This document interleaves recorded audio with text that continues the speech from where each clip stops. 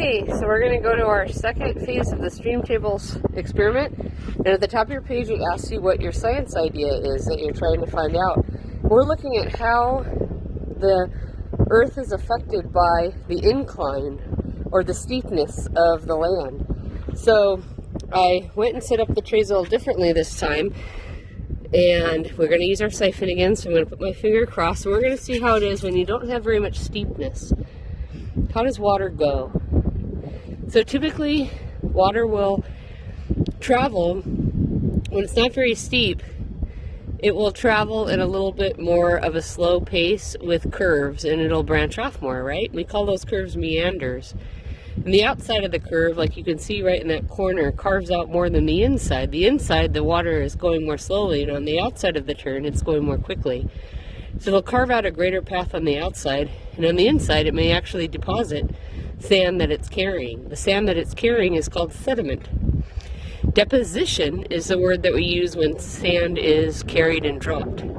So the outside of turns, you'll often see a greater carving out than the inside.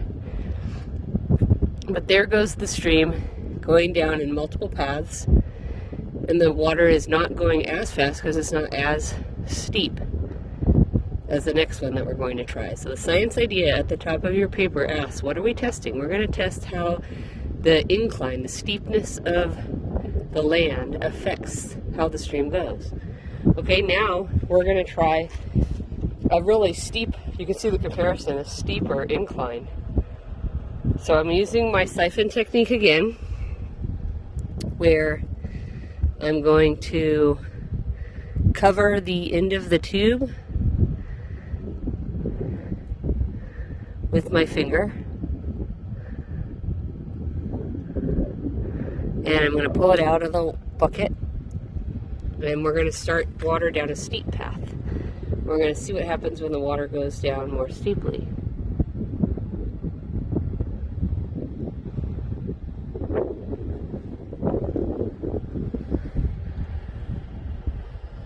So typically,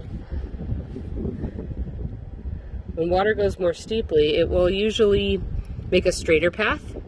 The faster it goes, the straighter your river or stream will be. So you don't really see a lot of branching off of the water. It tends to move more quickly and it stays together. Where there's less water, or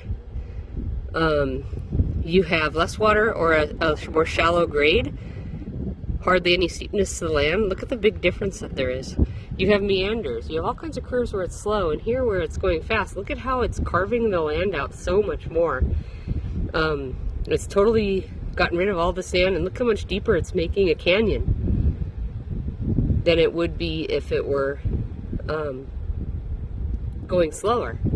So look at how just setting one up several inches higher on one end than the other, what a difference that is going to make. Okay, so you're able to see in that example how it makes a much larger groove than when the land is shallow. A shallow hill or gradient incline makes more turns, what we call meanders, less carving out of the land.